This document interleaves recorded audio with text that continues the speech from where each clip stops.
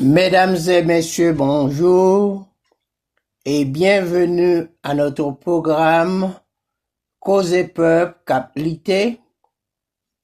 Cause et Peuple Cap Lité, une approche sociopolitique et culturelle qui vous est proposée par Yves Louis du lundi au vendredi de 10h à 10h30 du matin sur Radio Haïti Liberté via les plateformes intelligentes.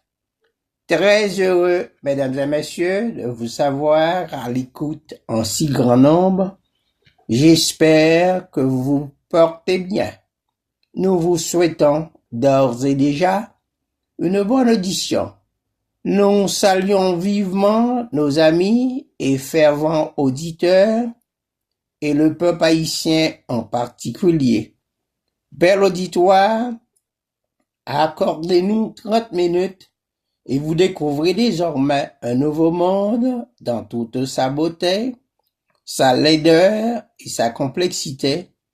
Cause et Peuple Cap Lité, le canon du présent et du vécu, votre rendez-vous avec l'histoire. Et maintenant, l'éditorial. Objection de conscience, peuple haïtien debout. Je vous salue au nom du principe du droit des peuples à disposer d'eux-mêmes.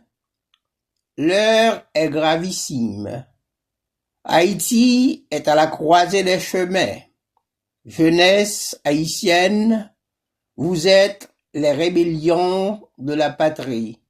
Jeunesse haïtienne, vous êtes la génération du présent et de l'avenir. Désormais, vous êtes le dernier des remparts de la défense de la patrie. Levez-vous comme Charlemagne Péral et Benoît Batraville l'ont fait au cours des années 1915-1934. Jeunesse haïtienne, levez-vous, à l'instar de Jean-Jacques Dessalines, le père de la patrie, avait fait pendant 13 années, 1791-1804, pour nous forger ce pays.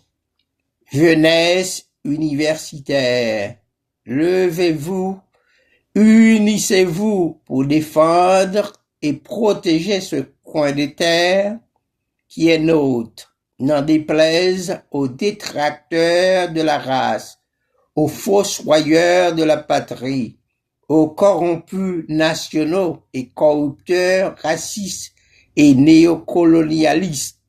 Peuple haïtien debout, levez-vous avant qu'il ne soit trop tard. Communauté internationale, laissez Haïti vivre en paix. Nous vous en conjurons. Peuple haïtien debout, au dehors comme un seul homme, pour renouveler le 18 novembre 1803. Quand, maintenant, pourquoi, pour recouvrer notre souveraineté nationale. Nous, Haïtiens patriotes, sommes capables de résoudre nos propres affaires sans ces satrapes reptiliens qui sont à la tête du pays. Vive une Haïti libérée, vive une Haïti régénérée et prospère à travers un nouveau paradigme, un juge à la Cour de cassation pour diriger les destinées de la nation pour le plus grand bien du plus grand nombre. Comprenne qui pourra et voudra comprendre. À bon entendeur, mauvais salut. Ici, Yves Louis, depuis la tribune de la Résistance nationale. Note du barreau de Port-au-Prince. Condamnation de la politique de terreur en cours.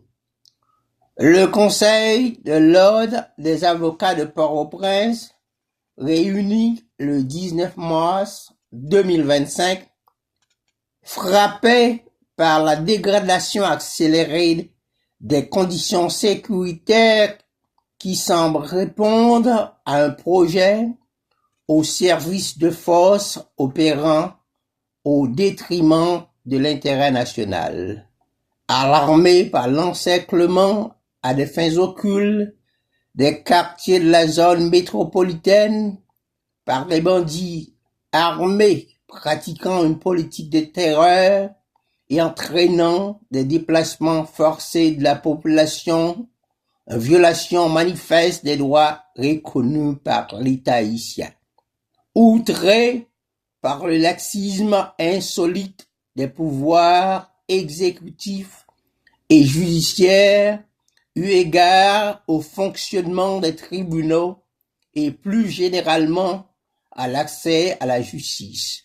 Déplore qu'après plus de 10 mois de gouvernement, aucune politique pénale véritable n'a été mise en œuvre par les autres autorités de la transition pour faire face valablement à la situation actuelle et atténuer les souffrances de la population. Dénonce avec fermeté l'immobilisme des autorités judiciaires chargées des fonctions de recherche et de poursuite des infractions dont l'exercice est essentiel à la lutte contre l'insécurité.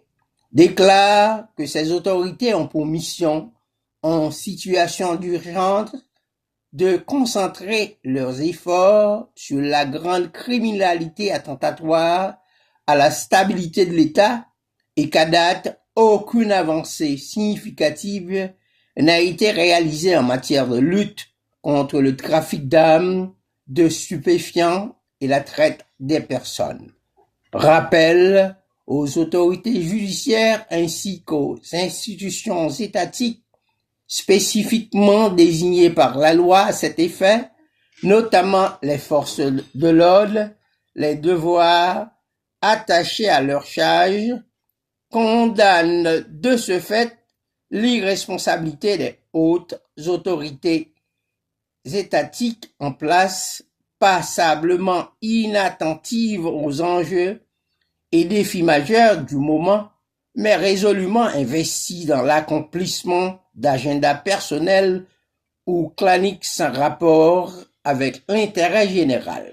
Demande, en conséquence, aux membres du pouvoir de transition installés du fait de circonstances exceptionnelles au sommet de l'État, mais dépourvus de légitimité populaire, de prendre acte de la désapprobation générale de l'action gouvernementale, d'en tirer les conséquences et de mettre un terme à la dissipation indécente des maigres ressources de la République.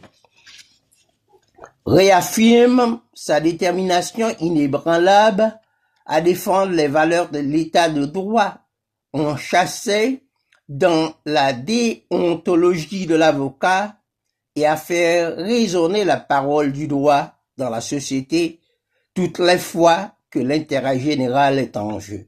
Fait à Port-au-Prince le 19 mars 2025, Patrick Pierre-Louis Bâtonnier, Max Stanley Lafortune, secrétaire, Robert Paul, trésorier, Rose Berthe Augustin, conseillère, Paul Rachel Cadet, conseiller, Blair Chéry, conseiller, Marc Sonichal, conseiller, Jean Barnave Cheron, conseiller, Joseph Pris N. Ducasse, conseiller, Marie-Esther Félix, conseillère, Claude Marsan, conseillère, Marie-Félicité Misli Gilles, conseillère, Carlo Nordeus, conseiller, Paul-Édouard Ternier, conseiller.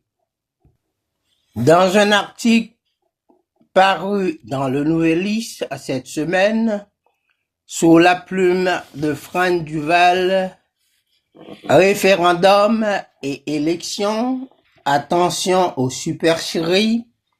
Depuis plusieurs semaines, des réunions se tiennent avec pour objectif annoncé de débattre de l'opportunité de la tenue d'un référendum sur une constitution.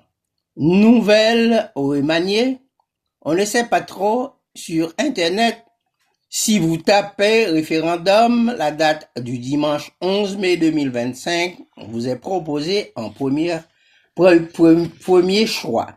Il existe donc une machine, des acteurs et une volonté d'aller au plus vite vers ce référendum qui aurait dû se tenir déjà en 2021 sous la présidence de Jovenel Moïse. En 2025, peu importe l'instance qui invite en Haïti ou à l'étranger, peu importe le public convié, il y a une étrange atmosphère à chaque réunion consacrée au sujet.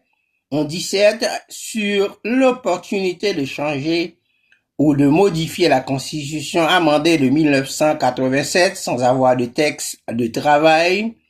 On finit par se chamailler sur des points subsidiaires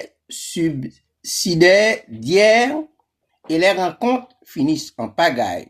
Alors de quoi parle-t-on? De l'urgence de réaliser un référendum. On propose aux participants partout d'acheter un chat dans ma coûte.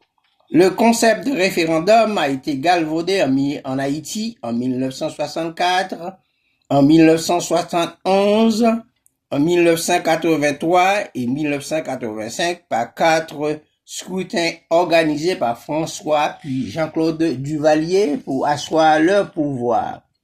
Véritable tour de passe-passe à chaque fois, rapide et imposé, les référendums de l'ère Duvalier ont enterré le processus démocratique en Haïti.